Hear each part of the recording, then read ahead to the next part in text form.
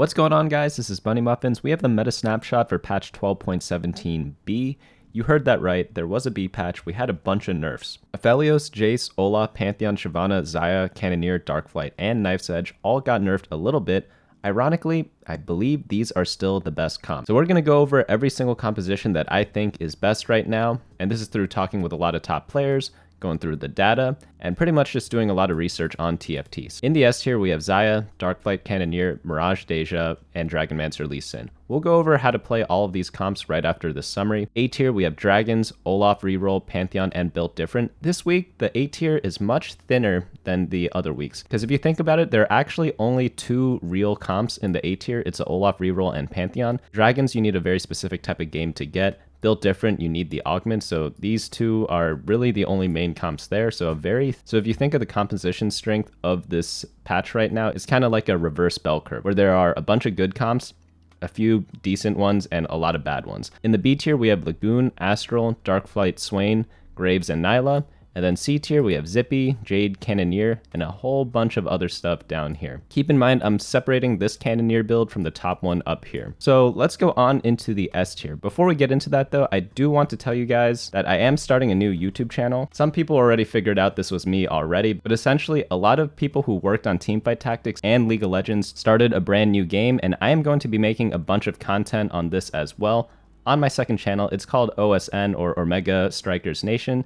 And I have beta keys available. It is in closed beta right now. I don't know how many keys they actually gave me. I asked for 100, but I'm not sure if it is actually 100 or unlimited. So I'm going to leave a link down in the description below. It'll take you to this page here. You just log in with either Twitch, YouTube, Facebook, or email address, is because I really do think this is going to be the next big game. And the only way to get access to it is by getting a beta key, and it's just easiest doing it this way. There are other ways to get it, but you have to like watch someone stream it to get the key. So over here, you just copy whatever code pops up for you. You go to games in Steam, you click activate a product, and then press next, agree, and then enter the code there, and then it should start your download of Omega Strikers. By the way though, that was not sponsored. I really just think you guys will enjoy the game because I played it earlier this week in a playtest, and I was playing it pretty much all day after that. But to get this link, go to the description below and it'll be right there, and just get it, play it, and let me know what you think. So now back to TFT. I'm still going to be playing TFT and making guides for it. So if you want to climb, Xayah is definitely one of the best comps to do so. This comp has a very high play rate and a very good average placement, which makes it an easy S tier pick. So the one weakness of this comp is that it relies on Shyvana a lot, and you don't always get Shyvana every game, but you could get replacements that are semi-okay in between, such as Zippy, Xiaoyu, and Idis for your tankiness. But Shyvana pretty much provides the same tankiness as these units, but she also deals a crap load of damage to the enemy team. Xayah, you want her 2-star, so what you want to do is like a fast 8 strategy. I go over the leveling patterns down here. It's like standard leveling, but you lean more towards the fast 8 style. And then you want Rageblade, Last Whisper, and Giant Slayer. Really good items on her. Shyvana, I like the Ionic Spark, Morellonomicon, and another AP item such as Archangel Staff or Hat. Jace is my main tank. You could also make Hecarim your main tank. It's whoever you 2-star first. What's nice about Jace is that he could hold onto Shyvana items before you get Shyvana if you have a lot of AP. But overall, you have a lot of different options for itemization because you have 4 different characters that really make good use of those items. Onto the next build here, we have Darkflight Cannoneer. Even though this comp got nerfed, I'll be honest, I thought this comp would be dead. So did a lot of other people. In fact, on the first day of the nerf, a lot of people were like, wait a minute, I'm not winning anymore. The thing about this comp now is that it's just riskier to play. You need better augments, you need better items in order to make the comp actually shine. People also figured out a really good item, which is using Protector's Vow on Hecarim. Protector's Vow has always been a great item, but people were just building random tank items whenever they played this build. But Protector's Vow, since you're only running one tank, it shields a bunch of your other units, which provides a ton of value, such as onto your Graves. You want to put your Senna on the sacrificial square with the Zeke's Herald, and then Zeke's up your entire back line. Aphelios likes Last Whisper. Graves, he likes Bloodthirster plus 2 other items. Personally, for me, I like Infinity Edge and Titan's Resolve. I see some people running stuff like Edge of Night, though, which is pretty interesting to me. This is the 4 Cannoneer build we have up here. 6 Cannoneer is better, but it's hard to get 6 Cannoneer because you need the emblem for it, so you're not going to get it every game. So I put the 4 Cannoneer build out here right now, but you may have noticed we run 2 copies of Aphelios, so if you get to 6 Cannoneer, just take one of them out, put in another unit, put the spatula on them, and you're good to go. You could also replace Sejuani if you need even more room. But to play this comp, you want to roll a little bit on stage 3 too. That generally gives you like a good baseline in the early game, and also like lose streak early so that you get good items. And then after that, it's like pretty standard from there. You want to go for a Graves 2-star as your primary carry. A lot of people sometimes like getting a Aphelios 3-star, but I think that's not good to do unless you have a bunch of Aphelioses handed to you on a silver platter, which does not happen that often. So focus more on Graves because he's going to be the real carry of this composition. Onto the next build, we have Mirage. Lots of different variations here, but Daeja is going to be your main carry in almost all of them. Rageblade, Archangels, Gunblade, those are my favorite items. It gives him a lot of attack speed, it gives him some damage, and it gives him healing, which is nice because it's pretty much essential on most carries nowadays. But you can mix and match on items based on what your Mirage variant is. For example, one of them is going to give you attack speed, such as Duelist Dexterity. Since you already get attack speed from that Mirage variant, you don't need the Rageblade, so you could do something like Archangel Staff, Jeweled Gauntlet, and then the Hextech Gunblade or something else. Always find ways to optimize the little buckets you need to fill up in TFT to get your team comp to the max power. Nunu's going to be my main tank. I like having him with Warmog's Redemption and Ionic Spark. The only thing I'll mention is that I like going for Nunu 3-star, but in the meta right now, a lot of people are playing Dragonmancer Nunu, so it's a little more difficult to get Nunu 3-star, so do keep that in mind when you're playing Mirage in this current patch. You have a lot of flex slots in this build, so you may have noticed we're running 4 Cavalier. You don't need Sejuani and you don't need Rel in your build, so you could fill in random legendaries, you could add in extra synergies that you get from emblems, that you get from Toma Trades or your augments, so you definitely have a lot of different options here. For example, I write down here that you could also play something like Idis and Leona as some of your tanks. Moving on into the next build, we have Lee Sin or Nunu Dragonmancer. Oh, by the way, I have all the other Mirage variants written out here, so go ahead and check out that on my website at bunnymuffins.lol/meta. So the thing about Lee Sin and Nunu Dragonmancer is that Lee Sin's probably A-, B+ tier, and then Nunu is definitely S tier. So I'm putting the entire comp averaging out into the A tier right now. Nunu, he's just hard to get because you need the Dragonmancer spatula in order to even play him, and that is a little difficult to get. You could build it out of the rod and the spatula, but you don't always get spatulas every game, so it is risky to just kind of force at the start of the game. So you definitely need like specific things going for you. Lee Sin, on the other hand, can be played a lot more often because you're not reliant on a rare item, but it is definitely weaker. I like focusing on Dragonmancer and Tempest whenever I go for Lee Sin, so if you do get an AO Shin, definitely go for 6 Tempest with him because it's really, really strong on that. For Nunu, you just need healing items. His items look a little goofy. Normally when I say, oh, your carry needs 1 healing item, or 1 healing augment, but Nunu, he loves as much healing as possible because he does like 5 billion damage, so when he eats someone, he ends up healing for 5 billion damage. And he also has 5 billion health because he has 6 Dragonmancer buff on him.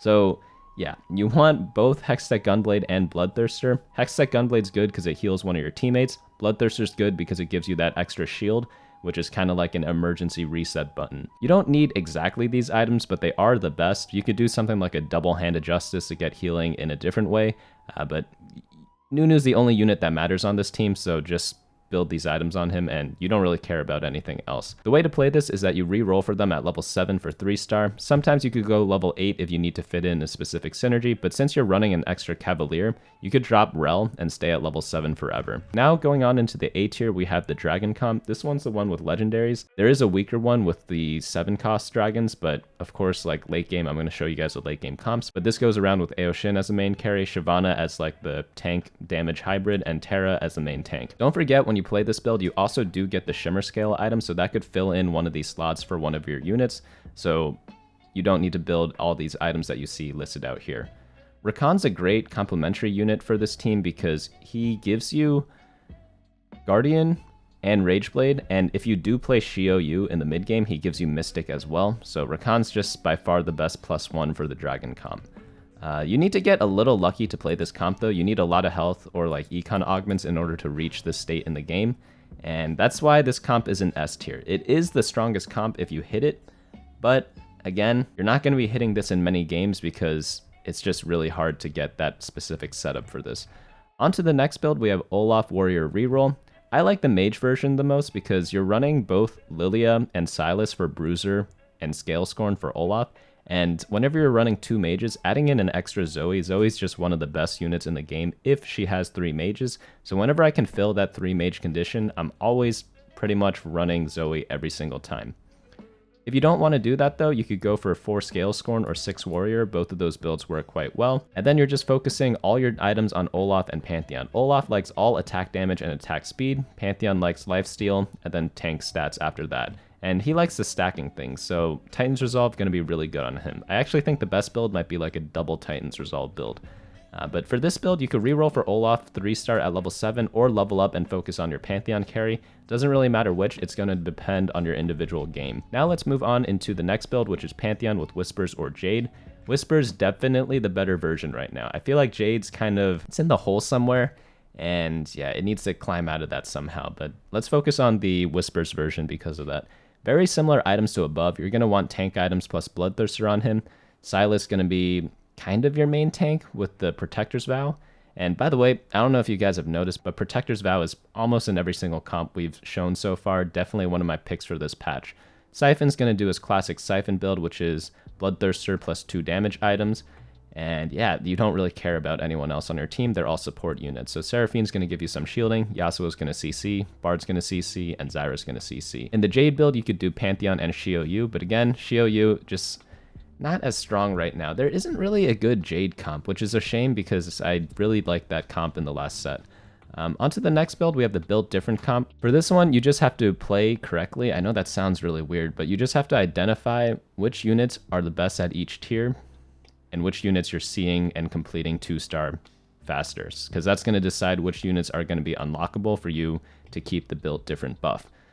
So that's going to change throughout the game, but my favorite carry right now is going to be the Graves carry with Nilah, because they don't share synergies at all, and then it allows you to run a few tanks as well, which are pretty decent, such as Hecarim. Whenever you play Xayah with built different, you can't play Hecarim because it gives you the Ragewing buff.